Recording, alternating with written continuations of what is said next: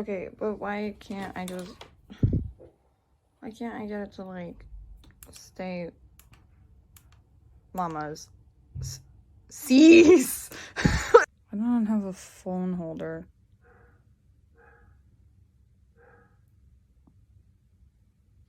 Bark.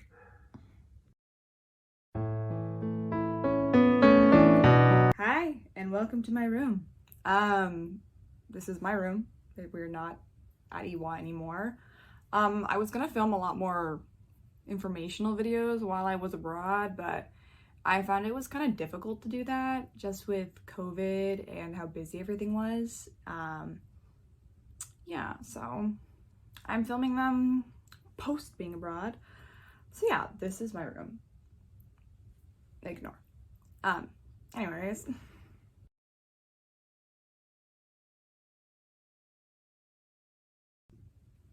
Alrighty, so back to the beginning.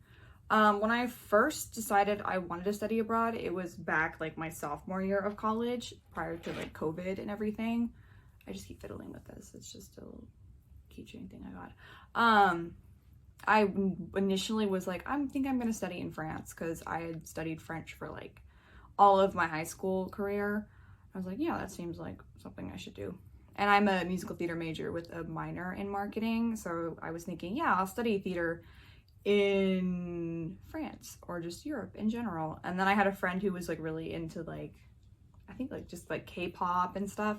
I was like, oh, okay. And then I did like a deep dive on like the culture and started learning the language. And I was like, yeah, I think I kind of want to look into international entertainment marketing. And so then I landed on studying abroad in Korea, Seoul particularly. And so from then on, I think it will vary by like university, but I met with our study abroad advisor at my university, Loyola University, New Orleans. Peep the flag. Yeah, so I met with them first to kind of talk about what the application process would look like, because for my university, it was a very general application process at first, and then it got more specific as you decided what program you wanted to go through, whether it was a direct exchange, like with a partner university, or it was through like a separate like party, like ISEP is what I did, which is like its own thing. So yeah.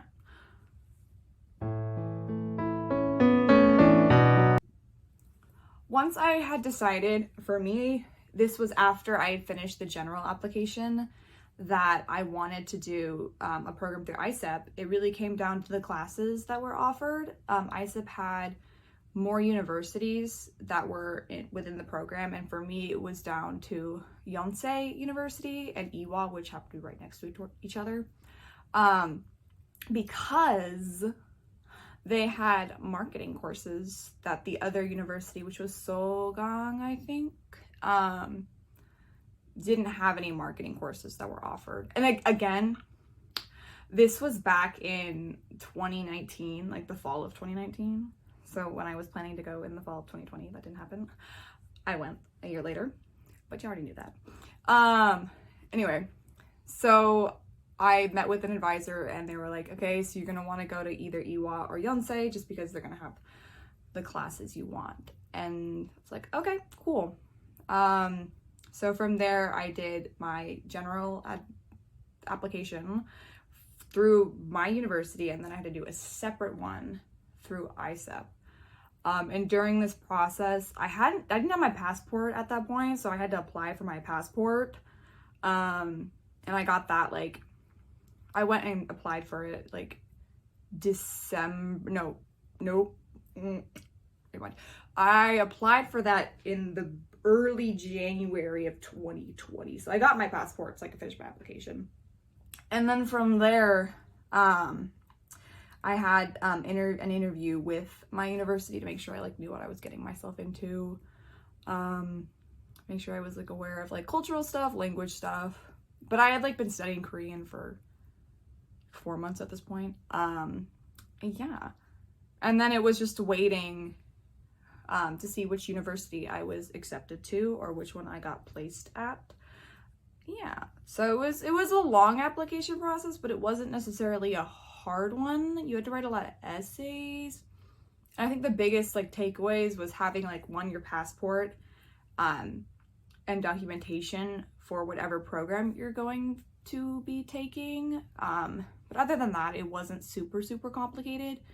It got really complicated when COVID hit, and then we were like, well, what are we gonna do? Because programs were like canceled or things were being postponed. So what I did is I got accepted to EWHA Womens University, and that was in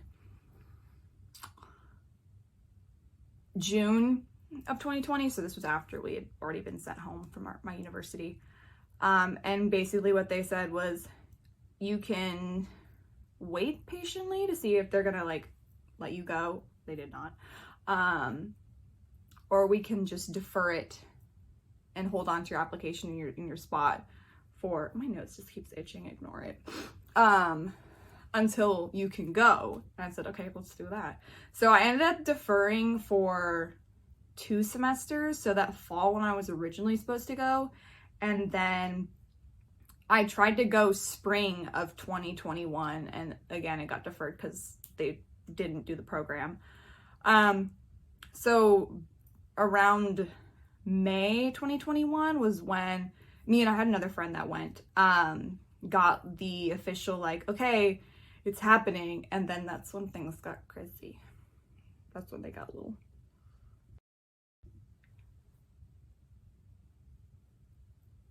I don't know what I was saying.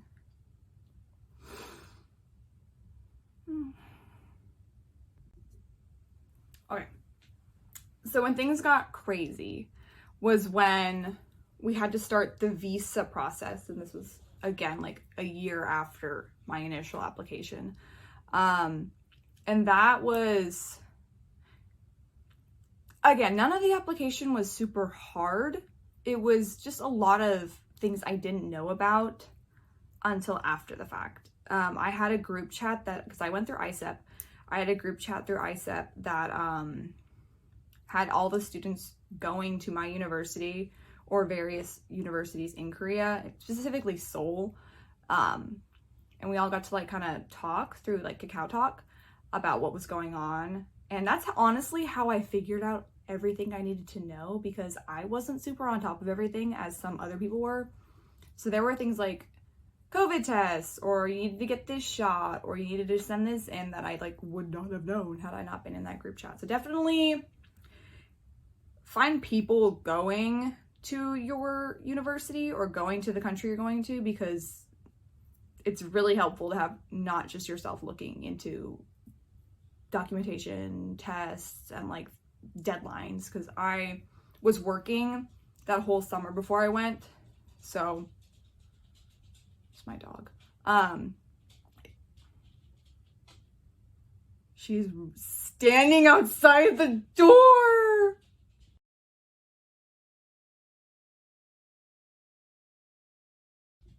Yeah, so my group chat was super helpful. It actually helped me find my group of friends when I got to EWHA, because they were in the group chat. But anyway, so I started the visa process, I think like in June, and my consulate, because you have to send in a bunch of documentation to the consulate, like your COVID stuff. It's probably different now. It's probably different now because of, I studied abroad during the COVID pandemic, when it was like kind of not at its height, but kind of at its height. So a lot of the things I had to do, and anyone who studied abroad in the time frame I went, had to do a lot of extra work and spend a lot of extra money to get there, which was, I got to go. That's all I'll say, that I got to go. But the visa process took a little bit longer than it usually does. I had to send in my passport, my vaccination records, documents from my university, like proof that I was going, my acceptance letter. I think there was my insurance that I got through ISEP I had to send in, and a passport picture, which I had to send in twice, to the Houston consulate. I live in Texas, to get all of that information squared away so I could get my student visa so I could go. And I know, not just myself, it was a very long process for other individuals who didn't end up getting their visa until like very close to their departure date, which had to be pushed way up because we all had the 2-week mandatory quarantine once we got to Korea. And I have a video about my experience with that. But anyway, which was about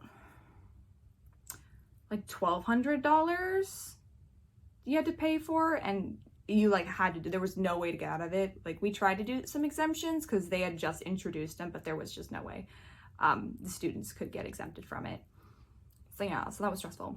So the June was a very hectic month because we were waiting for visas, which you needed to go. We had to go get tuberculosis shots, TB shots, not shots, but we had to get like tested for it to move into the dorms. And everything had to be within like a certain amount of time. So it was stressful. I'm not gonna lie, it was very stressful. And I was working. And I had a Broadway intensive literally the week before I flew out to Seoul. And that was, getting that COVID test back was crazy because it had to be within like, I think like 48 hours of your flight. And I was not even in the state I live in at that time. So, but yeah, the process of going to study abroad and preparing to study abroad was a lot crazier, I think, than it would have been had COVID not been a factor into me getting there.